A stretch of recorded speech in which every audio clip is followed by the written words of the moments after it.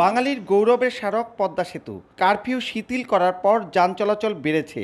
বরিশাল ও খুলনা সহ দক্ষিণ পশ্চিমাঞ্চলের দূরপাল্লার সব রকম যান চলছে পদ্মা সেতু দিয়ে। কারফিউর ষষ্ঠ দিন বুধবার 12,318 যান থেকে 1,46,37,150 টাকা টোল আদায় হয়।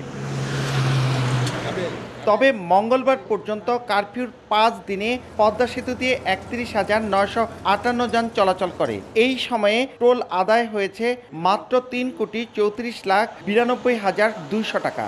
সেতু দিয়ে গত 2 বছরে গড়ে প্রতিদিন 19,168 যান পারাপারে একদিনেই টোল আদায় হয় 2,32,14,222 টাকা।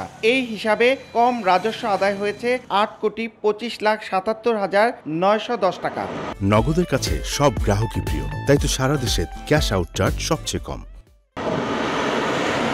কারফিউর তৃতীয় দিন 21 জুলাই রোববার 4,706টি যান পারাপারে টোল আদায় হয় 46,83,750 টাকা। সেতু চালুর পর এটি সর্বনিম্ন টোলের রেকর্ড। পদ্মা সেতু দিয়ে নিরাপদে পার হতে পেরে খুশি এই পথ ব্যবহারকারীরা।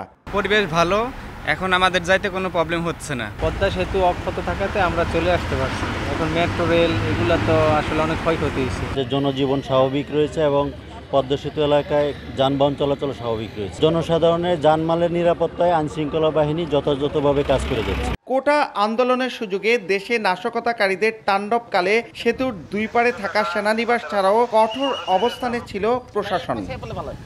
পদ্মা সেতু দিয়ে গেল 2 বছর 1 মাসে 1,29,43,000-এরও বেশি যান পারাপারে টোল আদায় হয়েছে 17,98,19,000 টাকা। মুন্সিগঞ্জের মা থেকে নাসির উদ্দিন উজ্জ্বল, সময় সংবাদ।